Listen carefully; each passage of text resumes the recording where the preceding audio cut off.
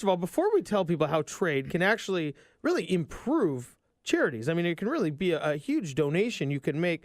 Talk a little bit about maybe what trade is and how somebody would acquire something by which that they could eventually donate. Sure. Trade in the manner that we're referring to it is, well, it's still trade. It's the practice of getting something that you want in exchange for something that you have. However, my company and a number of organizations have taken the concept of trade and applied it to small and medium businesses through basically the use of digital currencies. So Itex specifically has a digital currency that we use to allow businesses to trade with one another. In essence, they're given what they have, their excess time or overstocked product, and they're trading it out for other services or goods they need within a business community. So that's the trade we're referring to, businesses exchanging goods and services without money. So somebody actually gets their digital currency that comes in by selling or providing a service.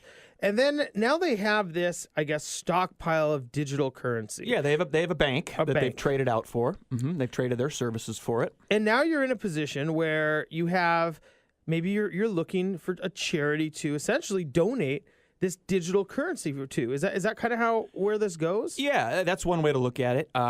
We have a number of charitable groups, both locally within my community and around the country, that accept Itex dollars, and these are 501c3 organizations. They're charities, and so people that either have a favorite charity that's already within the group like ours get to donate to that group without necessarily having to fork over their hard-earned cash. They can give them something that's still useful, still valuable, and still will do a great deal of good. But as you said, if times are tough, cash flow's tight, or if they've got other purposes for that money, they can still give back, definitely. Is there any interesting or cool or fun ways that you've seen people give back using Itex dollars? Yeah. I would give an example from actually just a couple of months ago. We have a local charitable group here called Mama's Hands that takes care of. They provide a sheltered environment for women and children from unstable living environments, and kind of take them out of those environments and help them get ready, and sometimes return to their original homes, get back on their feet, things like that. Anyway, they do a charitable auction every year, and they received Itex dollar donations from a number of our local companies who really like them. And they actually bought a bunch of really nice raffle items, trips, baskets, for both their silent and out loud auction. I forget I believe it's called a live auction. There we go. They're silent and live auctions. And they basically turned all those trade donations of trips or goods or whatever into a whole bunch of cash to restock their house, put in new furnishings, etc. So people were donating Itex dollars and also directly donating services, and all of that turned into either stuff that the charity was using or cash they were able to use to pay their bills. That's a really interesting thought there, though, because it's not just donating the money per se. It's maybe buying things and then donating the goods to go to these auctions. I mean, that's something that is much more, I guess you can really turn that into cash rather than, hey, here's some money from a trade network. Absolutely. And this is, even if you're not working through a barter group, if you have something, a way to give back to a charity is if you have something of value, give that to them. They'll know how to dispose of it. They'll know how to turn it into something they need. Our charitable groups do both. Our clients will donate Itex dollars that they'll buy products with to resell. Or, again, they have expenses like everybody, so they use Itex to keep their cash costs down, too. Do you tend to see when people do this, is this something that comes up early in the life cycle of an Itex customer?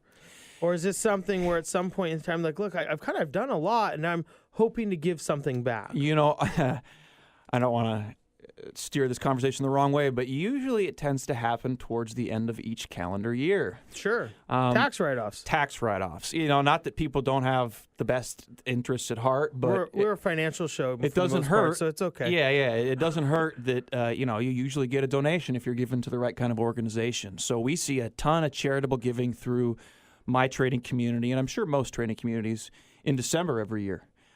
We tell our clients about the possibility of it, but that motivation really seems to pick up when, that the call to action comes out, and also when they start looking at their books at the end of the year too. Right. So then at that point in time, I mean, they could go buy anything from Itex. I mean, I've been on the website. There's a vast amount of things, anything from trips to Belize to, there's local carpet cleaning. There's everything. Usually in our network, people donate the Itex dollars directly to the charities. They do that. And then let them go buy the stuff. Yeah, they do that because then it's easily measurable. I donated $5,000. And then they go buy the stuff. The charity knows what they need more than anybody. The charity can sit on it if they need to and buy stuff next summer, things like that. So typically the direct donation is the way it happens, although sometimes we see them buy, products and services from other clients and donate those as well. Interesting. What are some other cool ways that you've seen Itex use to give back to charity? Events are another cool way. I've seen there's a client of ours who actually is a Boy Scout leader, and he uses his Itex dollars to do river rafting trips for the local Boy Scout troops on the Wenatchee River every year, and those kids have a lot of fun. I would like to go on the Wenatchee River. It's a good time. It sounds like an awesome time. The T-shirts, attire, things like that for leagues. We had a guy that did the T-shirts for this youth basketball league all in Itex. So, kind of like we talk about every time I come on the show, there's a whole world of use for trade. And so everything from, like I said, buying auction items to raffle off for cash, all the way down to, taking the kids out to pizza after a ball game, can be done through something like a trade group. Cameron Johnson joins us, broker with Itex, discussing how trade and the power of trade can really help you as a business owner give back to your community. Cameron, we have a couple minutes before we have to go to break, but when people are going through and they're donating trade, is it well received by charities? Because certainly charities are used to getting a check or a, hey, go sell this. What tends to be the reception? They tend to like it. Charities, they need to be a member of the trade group as well if they're going to directly receive donations of the dollars. So they already know what it's about.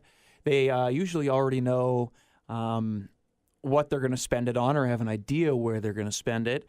And the other nice piece is that because they're a charitable organization, they don't have to worry so much about the tax burdens themselves. They can kind of tend to sit on those dollars or like anything else they receive until they're ready to use it. And one other thing I would throw in if I can is because of that direct connection Itex has with its clients, because we're kind of a smaller community. I read something in Bloomberg Business Week last week about bad charities, and they listed these charities that give like just an incredibly low percentage of the money they make to the actual causes. Well, there's not a lot of ways to know that in advance, whereas when Itex, there's a little bit of or any trade group, there's a little bit of a confidence factor in that a vetting system. You're almost. No more than 1 degree of separation away from these people. They're either the client of your trade guy or the next state over's trade guy. So they kind of they see where that money's going, where that money's spent. So yeah, there's a little bit of vetting built in. I think there's a sense of security you should have when you're doing that because someone knows these people pretty well.